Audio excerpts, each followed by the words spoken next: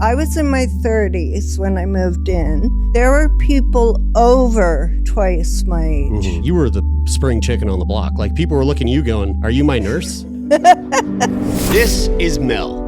She has MS, is in her 50s, and for the past 15 years has lived in a long-term care facility. But here's the thing, she doesn't exactly fit in. I'd say 90% of the population has dementia, and I love them, and they're my family, but I can't sit and talk with them about, say, the movie that came out last week. And just imagine trying to get laid when your entire floor of geriatric roommates treat your sex life like the latest episode of their favorite soap opera. If I was in your position, I would feel almost as though I'm constantly under surveillance, or maybe that's the wrong word. You kind of are. So what do you do? I have a sign from my door that says virtual meeting in process. Please do not disturb.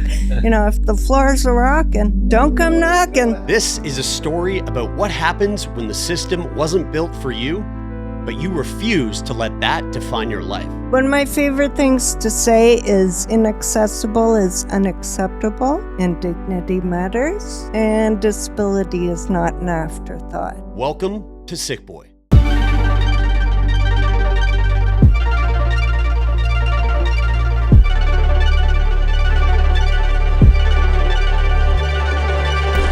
Okay, Melanie, you've been living in a long-term care facility for 15 years?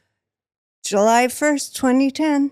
Okay, and you're surrounded by people who are much older than you, and or in greater need. Yet you've said, I don't belong here. Can you take us through that feeling? What does it mean to be in a place that you know isn't meant for you? Well, apart from the fact that I'd say 90% of the population has dementia, and that's very tiring and exhausting on you emotionally.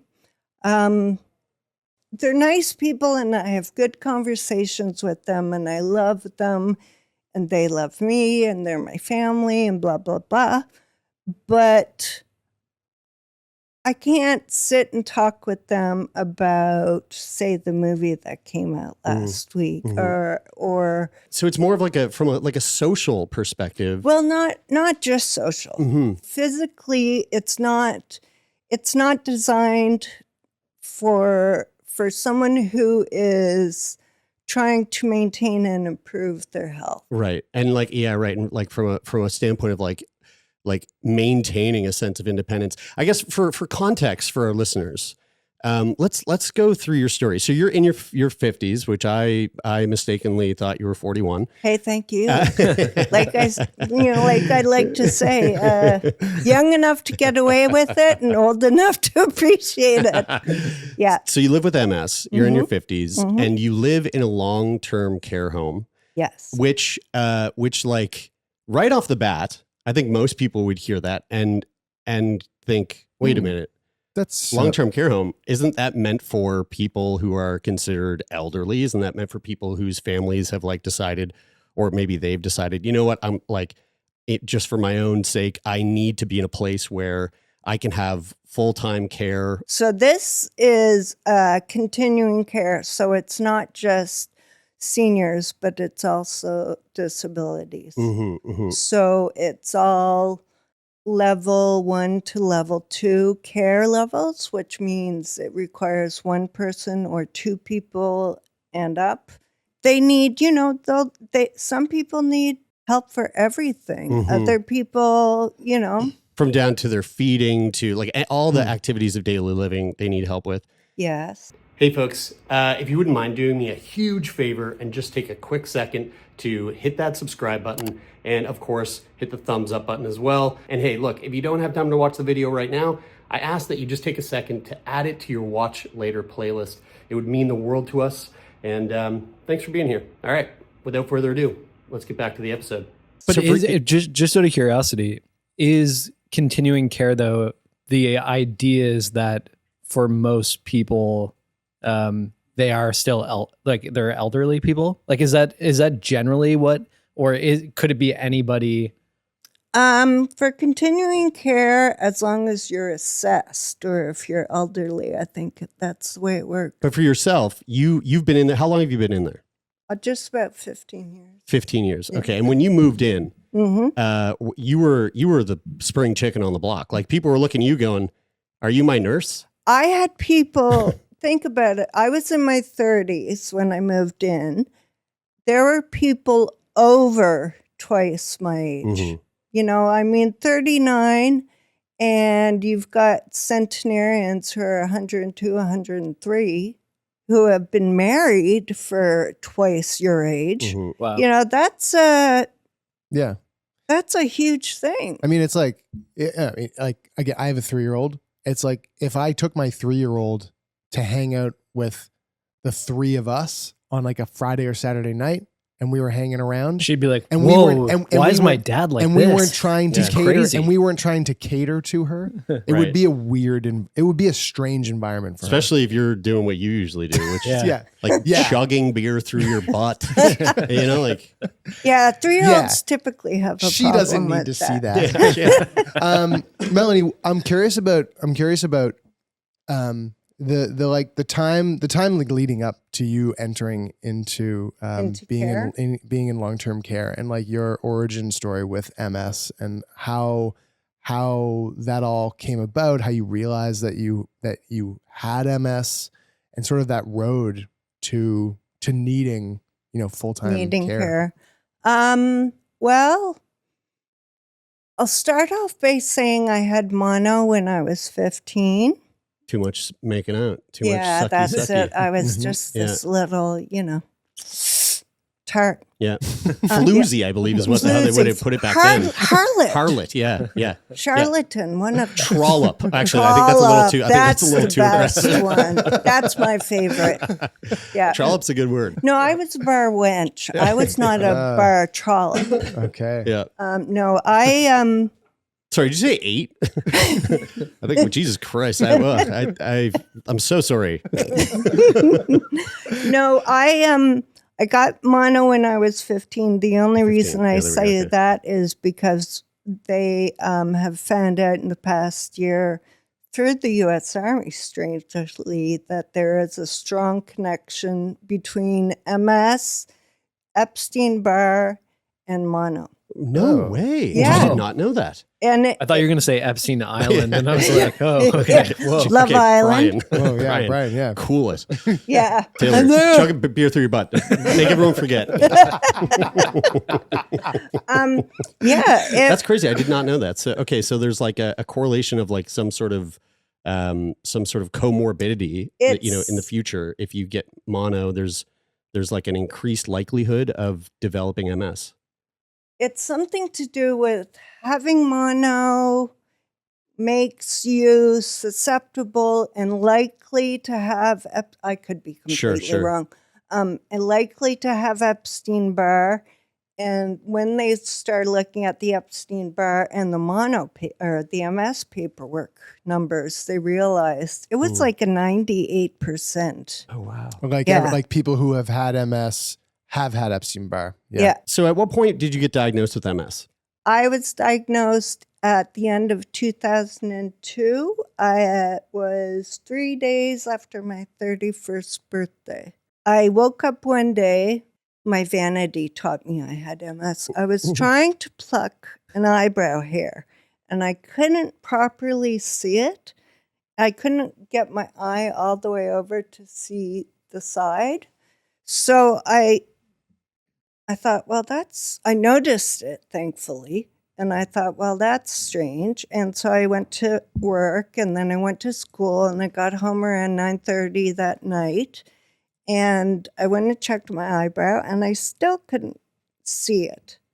And then my lips started going, and then my whole face started going. And the right side of my face, I got Bell's palsy. And this is all within the span of how long? This is A a day? day. Oh my Oh, wow. goodness. Yeah, Yeah. when you said you were trying, like in the morning, you're trying to move your eye. I You're was trying to like look like No, I was trying like- to pluck one of the eyebrows at the I was trying to pluck one of my eyebrows here. Like and all the way over on the end. Yeah, at Yeah. the end. And I couldn't, my eyes wouldn't go far enough for me to see that. You know, Because that's really common, right? With MS, that like there's a visual issue can vision's be a the huge first- aspect. yeah. Yeah. So obviously within the span of a day, starting to notice your vision going wonky, Mhm. you then all of a sudden you have Bell's palsy in the face. I mean, if I was to put myself in your shoes, panic for me would set in pretty much immediately. I'd be like, oh no, I'm going to die. How quickly did you end up actually getting the diagnosis for MS? Was that a long, arduous experience, or was it pretty much like, with the rapid onset, were they like, "Ooh, you've got a"? Well, I already had an idea of what Bell's palsy was, and most people don't. So I think at that point, I was like, this is really weird. And then within 45 minutes, my mouth had gone from straight to like this. And like everything just came down like some sort of paint on the wall, just dripping. Like a Salvador Dali Yeah, painting. yeah, exactly. Mhm. I was a Salvador Dali clock. Did you go to the ER? Like, what was the process of actually being told, hey, you have MS? What I did was there's a doctor in the family, so I called him and said, this is going on. Does this seem normal to you? And he was like, no. Tell me, and he asked me a couple more questions, and he was like, well, it kind of sounds like Bell's palsy. Go see the doctor right away. So I went the next morning, and it was a lot worse, and I could really feel it. And so the guy, the doctor looked me over and did all his little test things and went off and called the neurologist and came back and said the neurologist on call wants you to call him next week. And so from the day the Bell's palsy started till that was November 13th, and I think by November 26th, he gave me my diagnosis. Oh, And wow. I had to do I'm sure you've had to do a lot of these tests, like the flicking your thumb one, Mm-hmm. with the wires. And then Wait, what's that? Flicking your thumb with the wires? they're checking for the impulses, for your reflexes. So they ended up putting all these things on my head, like those clippy things, and So they're like stimulating your nerves basically through your these clips on your head. and there are tons of MRIs, lots of blood work, and then just to top off the fun, I got to bring in the new year with a spinal tap. Oh, Ooh, yeah. yeah. Hell yeah. Have you had one of those? No. Oh, you're so lucky. Yeah, no, I'm good. Trust me. I'm good. By like Yeah. all accounts from any guests that we've had on this podcast, I feel like spinal taps are like the worst thing that you can go through in terms of like pretty up medical there. tests. I mean, it's the Very- one that makes me feel the most icky. Dude, you know who had a spinal tap? Your wife. Kyla. Naya. Oh, yeah. Wow, yeah. Whoa. She's my 1-year-old when she was like a day old, Poor thing. like 2 days old. Isn't that crazy? Yeah. But because it's a baby. I don't know. She didn't seem She to just mind. bounced right back. She really didn't seem to mind. Didn't even know it happened. Yeah. Well, the thing is with spinal taps, if they do it right, you only feel the needle going through a layer. There's your skin, and then there's a layer of fat in one end. It's like pressure. I've heard it feels like pressure. Yeah. What Yeah. was that your experience, or were you like? It was Reminds me of the the substance. pain itself, the actual feeling lasts maybe a second, but it's that absolute horrible one where you feel hot and cold at the same Yeah. time. Like you can hear it. Yeah. You know, Yeah. like it's like, oh, the pain. I can Yeah. hear the pain. Like It's you don't know if you're Yeah. gonna pee your pants. Jared, poop how your are you doing right pants, now? or- I'm all right. Yeah. Yeah. Yeah. Yeah, Really Jared's doesn't got a like thing needles. with Yeah. needles.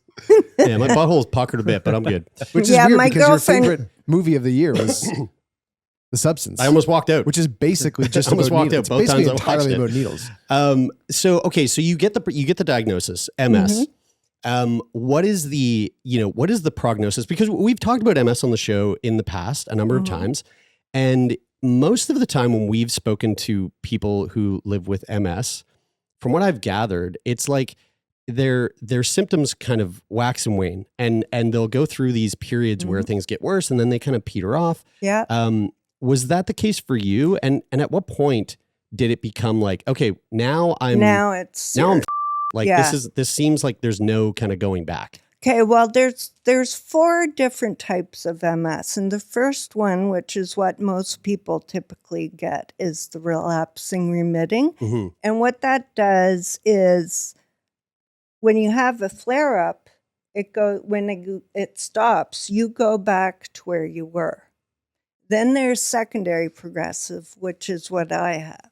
So every time I go down, that's my new baseline. Mm-hmm. Primary progressive just goes down nonstop. But I've taken care to slow down, if not stop my progression. And in some cases, I've managed to reverse it. So relapsing remitting would be like you have a bout of whatever level it is, and then it's kind of like it's not there. Yeah. And that you kind of cycle through that. Yeah. And You then don't know. you've got a steady decline, or you've got like a decline, plateau, decline, plateau. Okay. Yeah. You get this diagnosis in your 30s. Take us through the moment where things transition, where you now have to switch up your entire living situation, and how did that come about? I realized it because I was living with a roommate, and our relationship was pretty much ruined because she felt like I was a burden and I felt like I was a burden. I didn't want to be a burden to someone I cared about, or someone that cared about me. So I didn't want to live with like just a friend or a boyfriend or whatever. And my mother had said, well, I'm your mother. Come live with me. Mm-hmm. So I moved back to Halifax, lived with her for 4 years till I could get into the home. And God, that was a long time ago. I mean, I assume you obviously still to this day that it's not like you just get used to it and then you stop noticing the difference. But I mean, especially at that time at 39, like, is it, what are your thoughts, especially from the social perspective? Because like from the care perspective, it's like, you have care needs and the facility provides care. Yeah. And so there's obviously pros to that. Like you put your hand up in the air to be there because there's things that you need in the facility. Yeah. But from like the social perspective, like what was that? Yeah, was there like a sense of shock, like of like, Oh, Jesus, yeah. this is way Oh, different yeah. than what I'm used to. It's completely different. And you got to remember, I'm coming there with more building management and community living than most people would have. And, even though those people probably stayed also in residences or other people's homes when they were in school, it's completely different now. Like they don't know technology. They think my iPad is, the couple of generations ago, my iPad blew their mind. Now they're all on Facebook. Comments. They are. Yeah. One of the things that I know you mentioned was like living in a facility like this, there's almost this sense of a loss of independence for a lot of aspects of your life. Mm-hmm. So like, let's use the example of like intimacy. You have a boyfriend or a partner, Yeah. and you're like, all right, like today's been a good day. There's a lot of flirting going on. Maybe Well- tonight we're gonna have a little hanky panky. I'll go back to my trollop floozy hussy Yeah. days. Like There do you- goes that trollop again. Just walking down that hall, going after all those senior men. how does that work? Like how does something like that work in your situation? Like is it, because I feel like if I was in your position, I would feel almost as though I'm like, I don't know, constantly under surveillance, or maybe that's the wrong word to use, but like Yeah. constantly under sort of supervision might be the better statement. Are. You kind of are, because like if I have, okay, I'm seeing someone, they're coming over, we want to fool around. And so I have to, thankfully, You have to sign your name on a chart, like a chart, where you're like, oh, like I have a funny story about that. I have a really funny story. Well, not funny, but yeah, funny.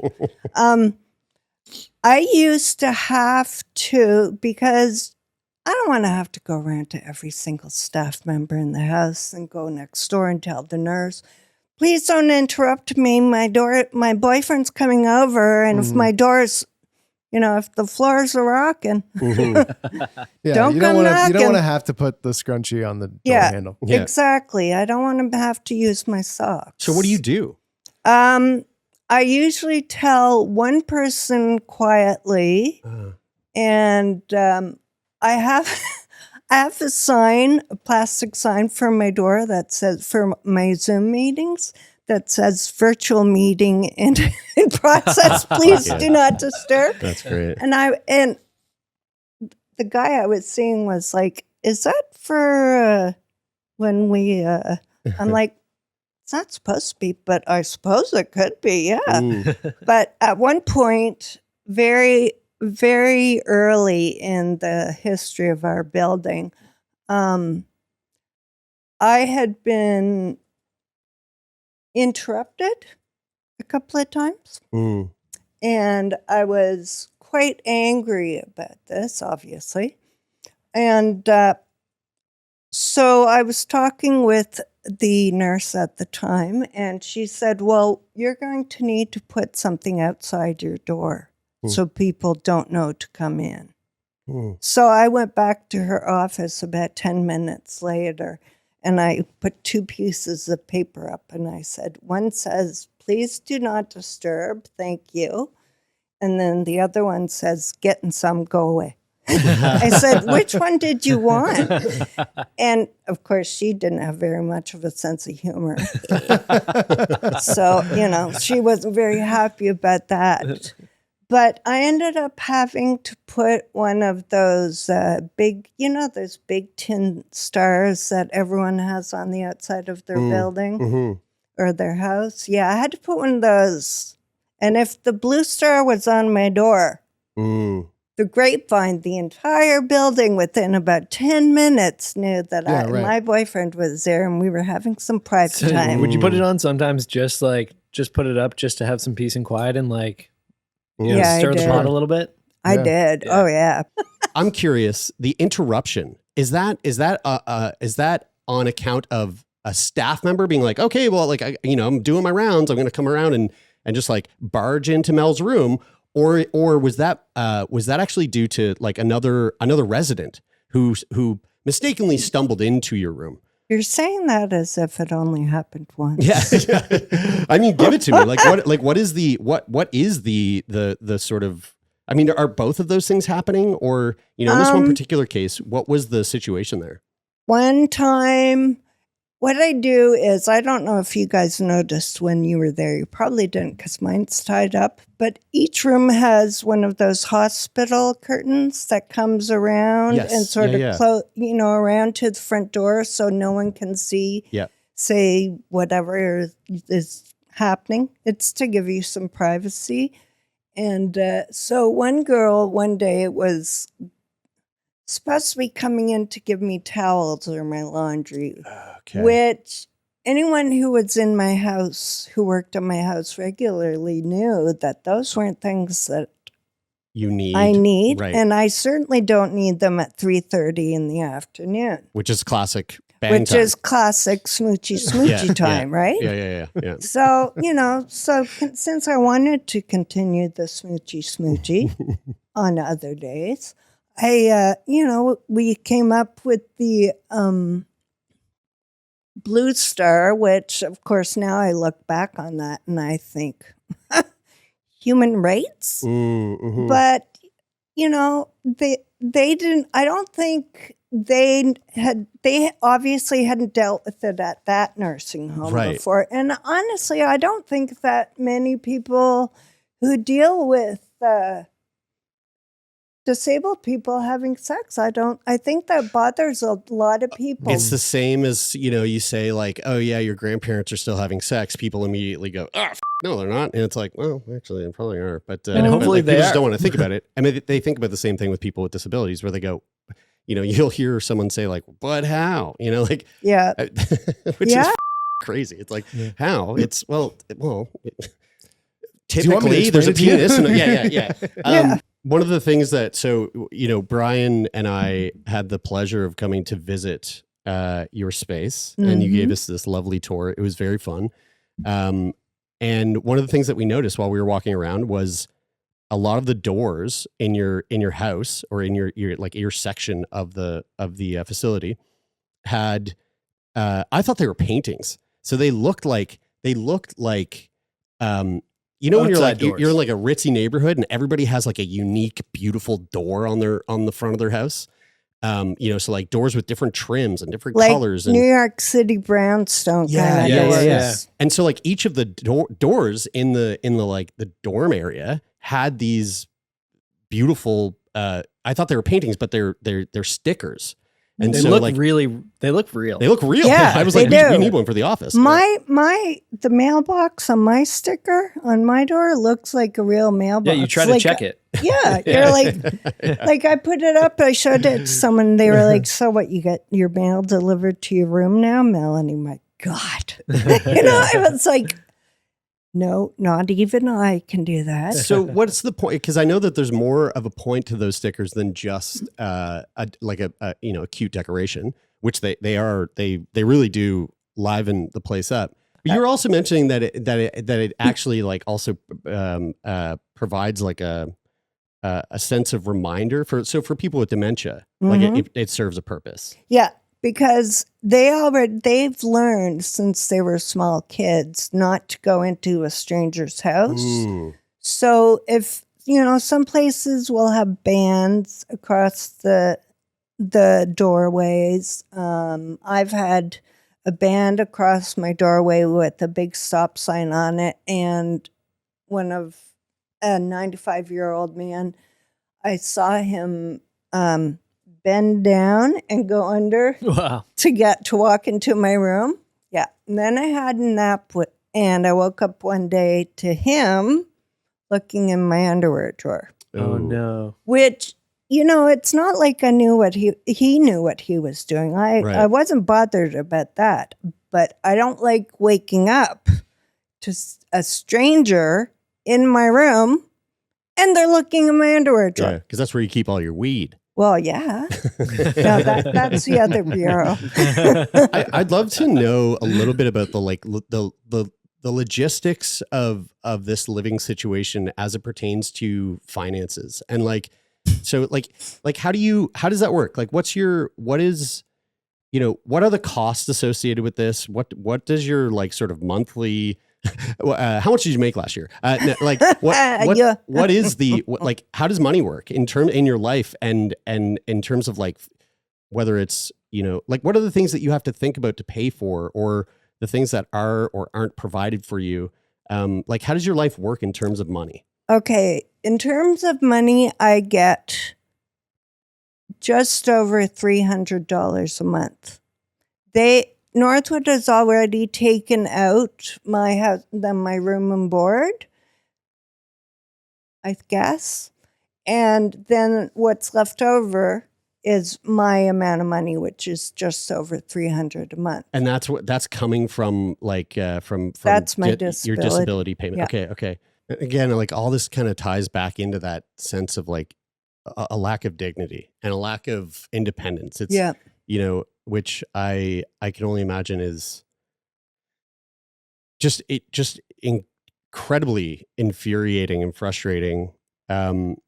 It's exhausting. I mean, especially from the perspective of like you're not it's not like you're fully incapacitated. Like you can live life. You just have care needs. And there's just accessibility things that need to be taken into consideration. But Taylor, if you can train your 3-year-old to bring the coffee from the table to my bed, she's got job right there. Job for life. Really, the staff helped me put my duvet cover on my duvet after I do my laundry, which everybody else does theirs. My whole, I mean, this sounds like, oh, they're treating you like no. They want to care for me as much and support me, and they love me, and they're, you know, I do a lot for them. Northwood does everything for me. They're just, they're my family. And that's the thing is like, so again, when Brian and I had the tour of the place, you know, one of the things we were talking about was the amount of care that a lot of these people that live there need.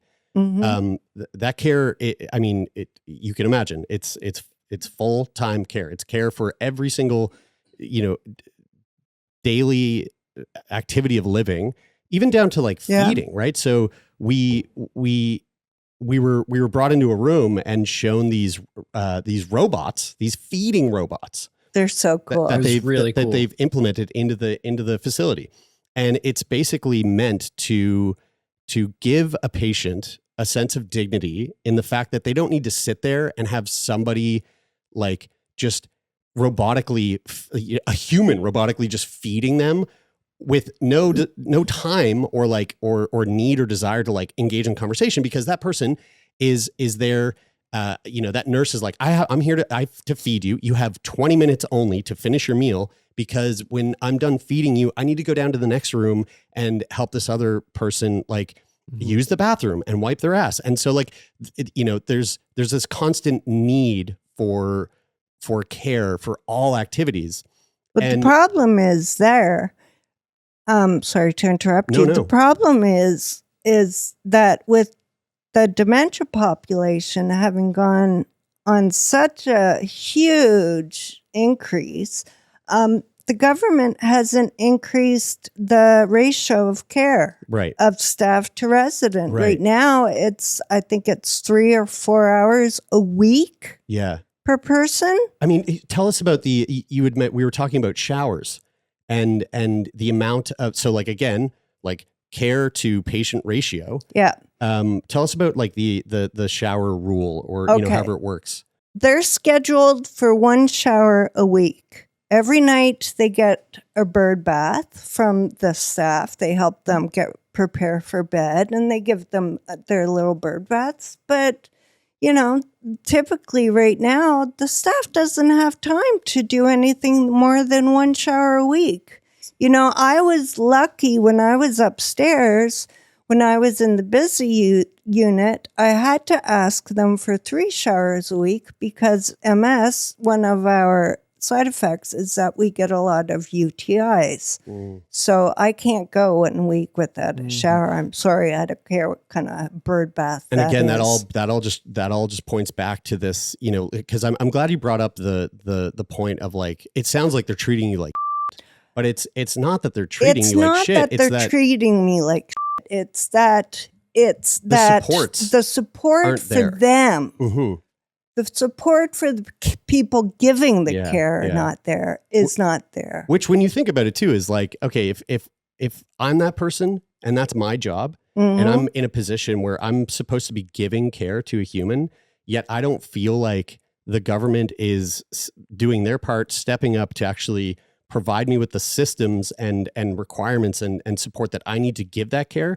I mean, you know, it doesn't take long to have that whole situation kind of get muddied up in your own head, where then the care that you're giving is, even if you're like, it's totally subconscious, the care that you're giving might unfortunately end up being given from a sense of like of being jaded and pissed off at the system, and you might not be putting that onto your patient, but that's still coming through. And so like, it's just this horrible. We covered it in Who Cares. We released we produced a show all about caregiving for caregivers and care providers. Like, they need to be doing that. And it was like, you know, the stat was crazy. It was like, I think it was half of all care providers in Canada will turn over in 5 years. Yeah. You know, which is just like an enormous turnover. And it's like, you know, if you've got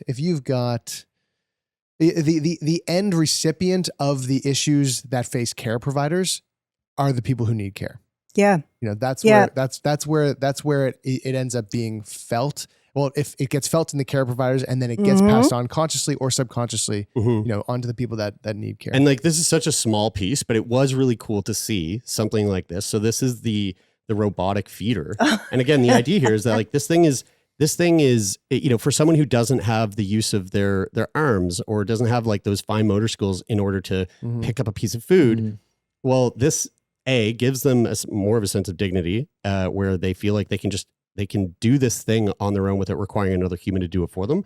But it's also super cool. Oh, it's so small. This was personally That's my the favorite big one. part of the tour because I got to have a free loves snack. Did you get some And the really cool part applesauce? is that so this one here that Brian's using is controlled by these little buttons, but there's one that they also have that is voice controlled. Oh, so you cool. tell it like, you know, this is what I want. So we're watching a video of this right now for people just listening. Brian just pressed a button. It picked up a couple of almonds very gingerly and politely brings it up to Bri. So where are you at now in terms of your MS? Like how has it progressed? How are you feeling today? What's the future look like for you? Scary right now.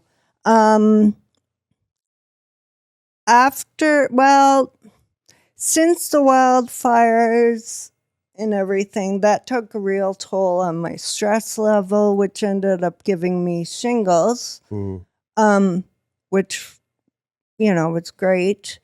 Loved that. I would really like to do that again. So I had shingles. Now it's been about a year and a half. I'm coming out of a really bad low time, and I'm getting ready to start exercising again and taking my vitamins and not having so much, not feeling so sorry for myself. You know, I completely understand, and you probably feel this way too, that I completely understand that when someone's given a chronic illness, you're going to be mad. You're going to feel bitter. You're going to feel angry. You're going to feel sad. You're going to feel like no one's ever going to love me, you know, blah, blah, blah. I'm going to lose my job. I won't have any money, blah, blah, blah. But Life's too short. yeah, it's not like that. Yeah. You know, if that's There's the way ups you and want to downs. be, good for you. If woe is me, what works for you, you know, great. If going online to one of those support groups or going to a support group meeting in person, great. If that works for you, that's wonderful. For me, it doesn't work for me. I don't want that. I'm still me. I'm Melanie. I have blue eyes, and I also have MS. You know, I don't see it as any different than, okay, well, let's say MS acts up. So last year I wore all red, and this year, well, I'm going to wear all blue. Like, it's just, you know, it varies so much that you really kind of take a day to day. But also, you just... What I'm doing this, I'm trying to pay it forward. Like all my advocacy is to pay it forward because I don't want anyone else to go through the hell that I went through. I'm just going to go with the opportunities that are coming for me. You know, with the advocacy, I'm sure you guys all feel the same way. Like it's just, it's opened up a lot of opportunities. What would you say is the biggest thing that MS has taken away from you? Apart from my dignity, spontaneity. You know, like I can't go driving with my friends going around in the afternoon and say, hey, can you just pull over here and let me run in and get that? Well, we can't do that because first of all, we have to find parking. Then we have to make sure that we can get the wheelchair onto the sidewalk if there is a sidewalk. You know, so it's a constant battle. What would you say is the biggest thing that it's given you? Opportunities. lots and lots of wonderful opportunities. I've done some public speaking. I've worked on I've been an advisor on a few things, provincial things too, so stuff that actually potentially means something. Mm-hmm. And I've made incredible friends. I think the best thing of my MS is the people I've met. Because without my MS, I wouldn't know about Northwood. I wouldn't know about the people. I wouldn't be here talking to you. And no matter, I don't know if you find it like this, but I find that even post 20 years of my diagnosis, I'm still feeling like a burden. Like I always feel like a burden, and I think how many trips, how many dinner parties, how many this and that have I missed because my friends didn't want to call me. Well, we're glad to call you a friend. And we're so you. glad that we had the opportunity to get you in here today, even though this place that we recorded in is not wheelchair accessible. Yeah, but you have dogs. And yeah, the 130-year-old nature of the building is not really conducive to accessibility. But somehow we got you up that one set of stairs and into this room to record, and we're so grateful to have met you. Well, and this has been just an absolute treat. I just want to say we are moving into an accessible building. That's right. At some point. Right. We don't know what the building is or where it is or what the accessibility but is. it will be accessible. Most likely will be. Yeah. Well, we're making an effort. We're making an effort. One of my favorite things to say is inaccessible is unacceptable. Yeah. And dignity matters. And disability is not an afterthought. So each of those statements all go together, but they're all important on their own. Well, again, thank you. Thank You're you for very giving welcome. us some Thank insight you. into your day-to-day. And we really appreciate the work that you're doing, the effort that you're putting in for this advocacy.